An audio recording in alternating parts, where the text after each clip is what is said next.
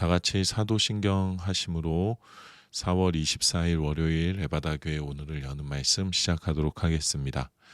나는 전능하신 아버지 하나님 천지의 창조주를 믿습니다. 나는 그의 유일하신 아들 우리 주 예수 그리스도를 믿습니다. 그는 성령으로 잉태되어 동정녀 마리아에게서 나시고 본디오 빌라도에게 고난을 받아 십자가에 못 박혀 죽으시고 장사된 지 사흘 만에 죽은 자 가운데서 다시 살아나셨으며 하늘에 오르시어 전능하신 아버지 하나님 우편에 앉아 계시다가 거기로부터 살아있는 자와 죽은 자를 심판하러 오십니다. 나는 성령을 믿으며 거룩한 공교회와 성도의 교제와 죄를 용서받는 것과 몸의 부활과 영생을 믿습니다. 아멘. 하나님께서 오늘 우리에게 주신 말씀은 구약성경 1243페이지 다니엘 6장 10절에서 15절까지의 말씀입니다. 구약성경 1243페이지 다니엘 6장 10절에서 15절까지의 말씀입니다.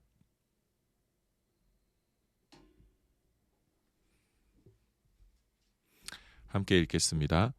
다니엘이 이 조서에 왕의 도장이 찍힌 것을 알고도 자기 집에 돌아가서는 윗방에 올라가 예루살렘으로 향한 창문을 열고 전에 하던 대로 하루 3번씩 무릎을 꿇고 기도하며 그의 하나님께 감사하였더라. 그 무리들이 모여서 다니엘이 자기 하나님 앞에 기도하며 간구하는 것을 발견하고 이에 그들이 나아가서 왕의 금령에 관하여 왕께 아뢰되 왕이여, 왕이 이미 금령에 왕의 도장을 찍어서 이제부터 30일 동안에는 누구든지 왕 외에 어떤 신에게나 사람에게 구하면 사자굴에 던져넣기로 하지 아니하였나이까 하니 왕이 대답하여 이르되 이 일이 확실하니 메대와 바사에 고치지 못하는 규례니라 하는지라. 그들이 왕 앞에서 말하여 이르되 왕이여, 사로잡혀온 유다 자손 중에 다니엘이 왕과 왕의 도장이 찍힌 금령을 존중하지 아니하고 하루 3번씩 기도하나이다 하니 왕이 이 말을 듣고 그로 말미암아 심히 근심하여 다니엘을 구원하려고 마음을 쓰며 그를 건져내려고 힘을 다하다가 해가 질 때에 이르렀더라. 그 무리들이 또 모여 왕에게로 나와서 왕께 말하되 왕이여, 메대와 바사의 규례를 아시거니와 왕께서 세우신 금령과 법도는 고치지 못할 것이니이다 하니. 아멘. 오늘 우리가 함께 읽은 이 본문 다니엘 6장은 다니엘이 포로로 끌려왔던 바벨론 제국이 막을 내리고 메대의 다리오 왕이 바벨론을 치리하던 시대에 일어난 사건이 기록되어져 있습니다. 다니엘이 바벨론의 포로로 끌려온 것은 기원전 605년경의 일이었습니다. 그리고 오늘 본문의 사건은 기원전 538년경에 이루어진 사건이라고 성경에 기록되어져 있습니다. 67년이라는 시간이 흘렀습니다. 다니엘이 10살에 포로로 끌려왔다 해도 다니엘이 지금은 나이가 70세를 넘어서는 나이가 그득히 든 시기에 벌어진 사건입니다. 우리는 포로로 끌려온 다니엘이 70년 가까운 시간을 어떻게 살아왔는지를 오늘 벌어지고 있는 사건을 통해서 얼마든지 예측해 볼 수가 있습니다. 6장 1절에서 4절에 보면 이런 말씀이 있습니다. 다리오가 자기 뜻대로 고관 120명을 세워 전국을 통치하게 하고 또 그들 위에 총리 셋을 두었으니 다니엘이 그 중에 하나이라. 이는 고관들로 총리에게 자기의 직무를 보고하게 하여 왕에게 손해가 없게 하려 함이었더라. 다니엘은 마음이 민첩하여 총리들과 고관들 위에 뛰어나므로 왕이 그를 세워 전국을 다스리게 하고자 한지라. 이에 총리들과 고관들이 국사에 대하여 다니엘을 고발할 근거를 찾고자 하였으나 아무 근거 아무 허물도 찾지 못하였으니 이는 그가 충성되어 아무 그릇됨도 없고 아무 허물도 없음이었더라. 아멘.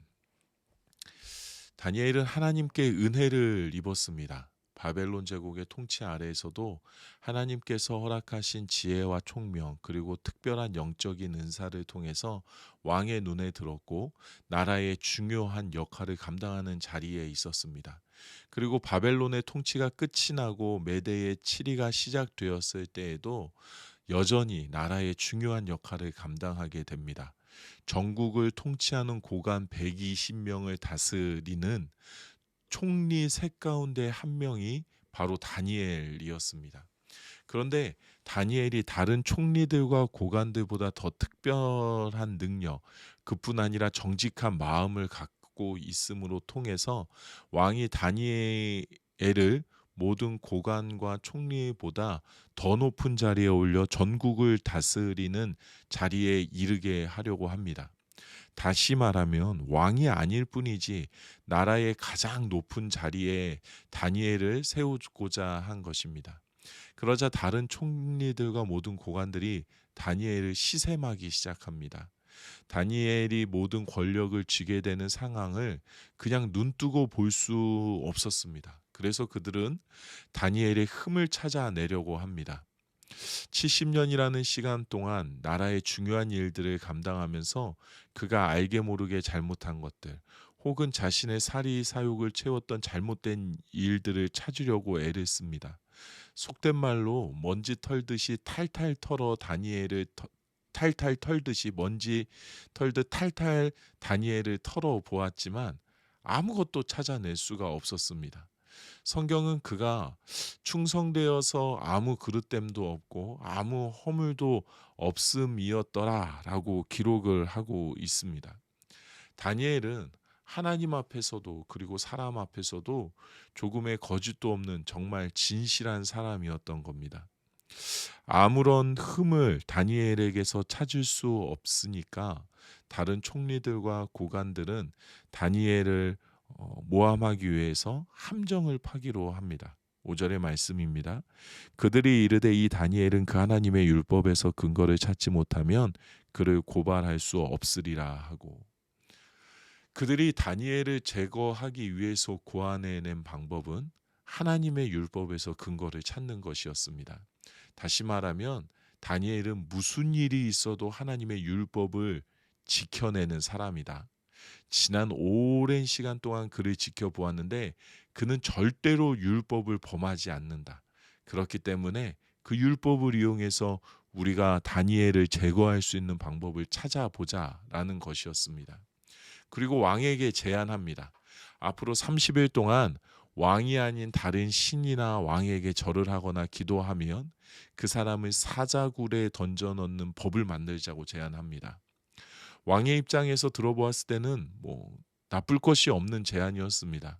세상의 어느 왕이건 왕권을 강화하고자 하는 마음을 가지고 있고, 지금 신하들이 제안하는 법은 왕권을 더 곤고하게 하는 것이 맞기에 왕은 그 제안을 너무나도 쉽게 받아들입니다. 참 재미있는 것 같습니다. 하나님을 믿지 않는 사람들, 믿음이 없는 사람들이 믿음의 사람 다니엘은 분명히 율법을 지킬 것이다 라는 것을 미리 예측하고 있습니다. 아니, 오히려 확신하고 있습니다.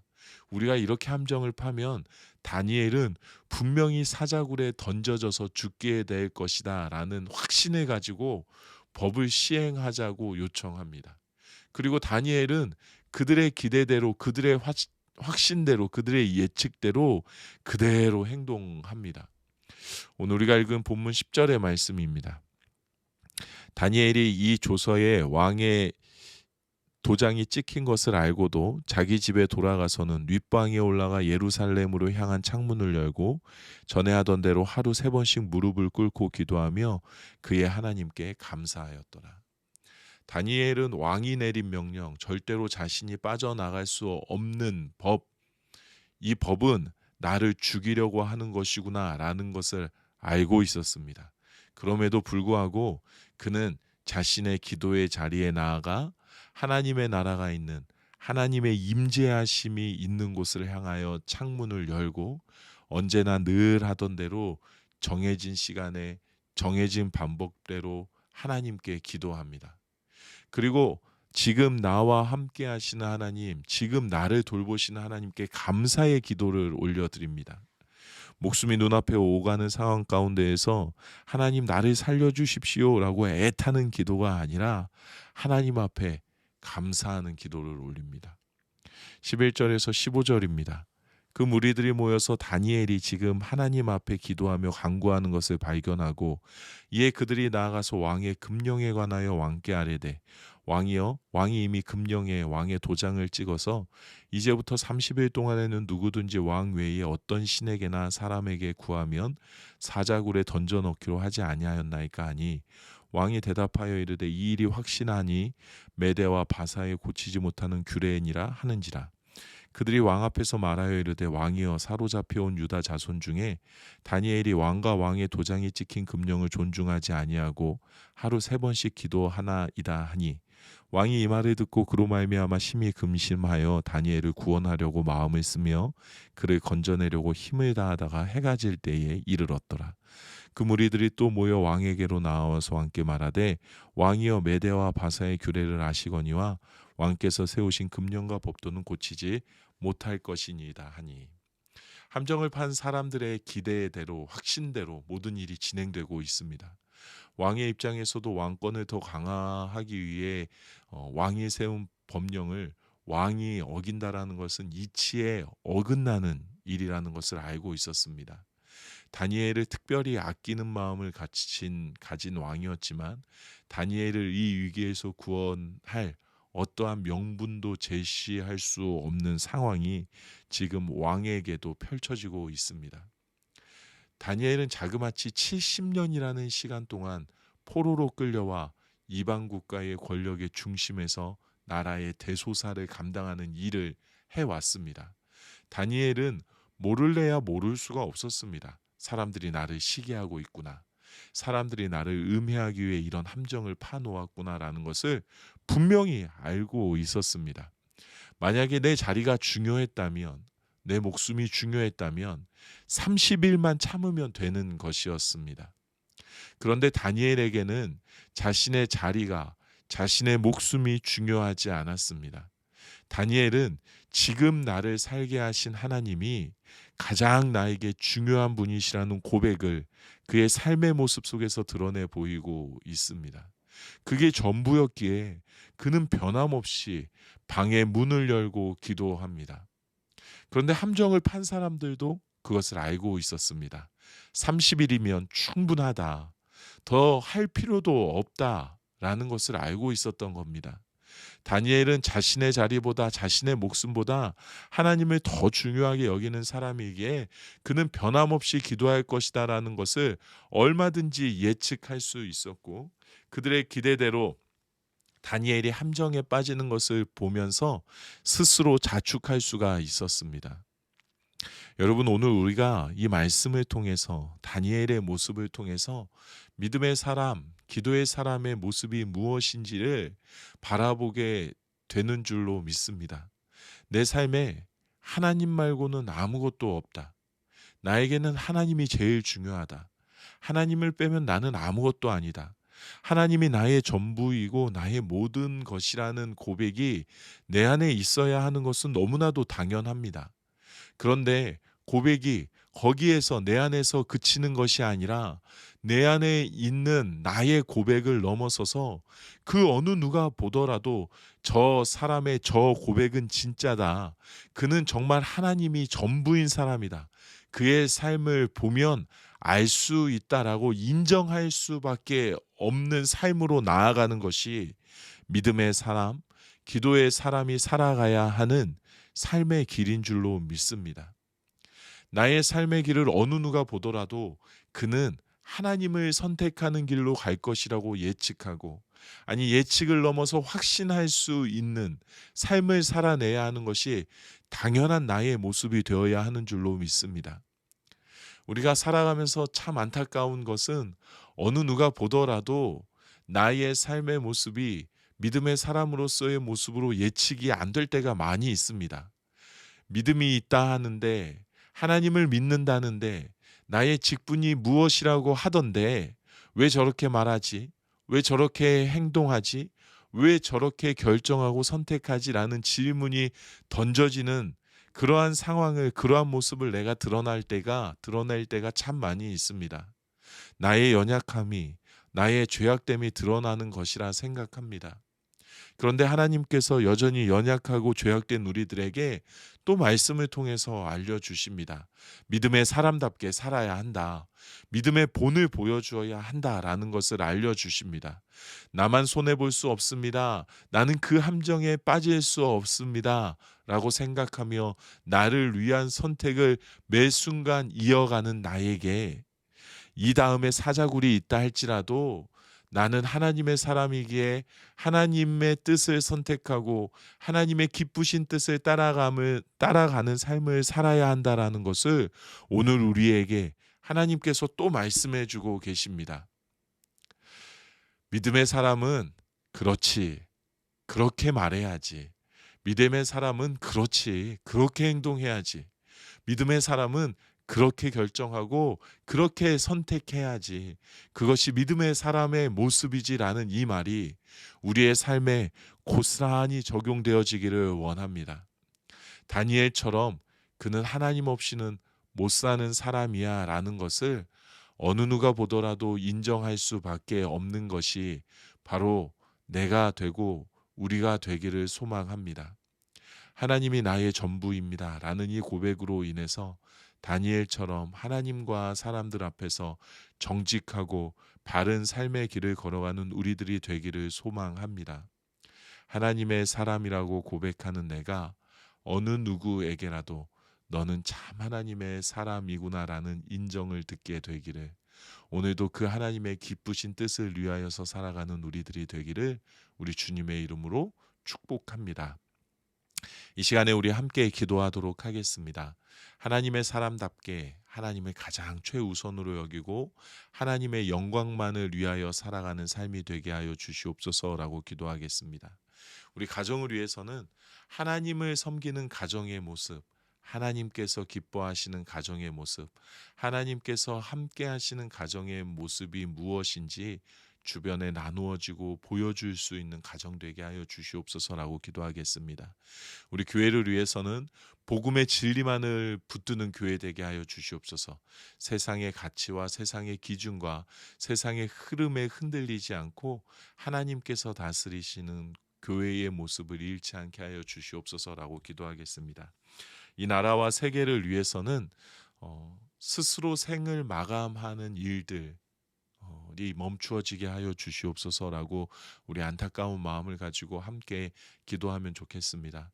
죽음의 끝자락에 매달려 있는 사람들, 내가 죽음의 끝자락에 매달려 있구나라고 생각하고 느끼고 있는 사람들이 하나님의 살아계심을 보게 되어지고 또 복음으로 새로운 소망을 얻게 하여 주시옵소서. 새로운 삶의 소망을 얻게 하여 주시옵소서.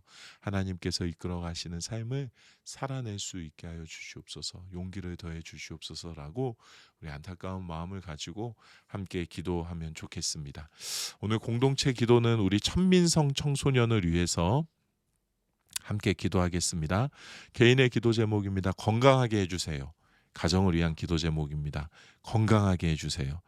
학교를 위한 기도 제목입니다. 학교에서 잘하게 해주세요. 교회를 위한 기도 제목입니다. 잘 되게 해주세요. 사회와 나라 온 세계를 위한 기도 제목입니다. 잘 되게 해주세요. 네, 민성이가 참 행복한 마음을 가지고 있는 것 같습니다. 우리 민성이 생각하면서 또 이 시간에 함께 기도하면 좋겠습니다. 믿음의 사람으로 하나님의 사랑 안에서 바르게 잘 자라날 수 있도록 민성이 위해서 함께 기도해 주시면 좋겠습니다.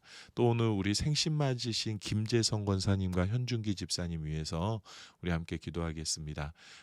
우리 김재성 권사님 늘 건강하실 수 있도록 늘 하나님 기쁨이 되시는 삶을 살아내실 수 있도록 위해서 기도해 주시고, 우리 현준기 집사님도 늘 건강하실 수 있도록 하나님께서 기뻐하시는 삶을 살아내실 수 있도록 일하시는 가운데 늘 하나님께서 지키시고 보호하셔서 안전하실 수 있도록 위해서 우리 함께 기도해 주시면 좋겠습니다. 또 여러분 개인의 기도 제목을 놓고 이 시간에 함께 기도하시고 주기도문으로 이 시간 마치도록 하겠습니다. 함께 기도하시겠습니다.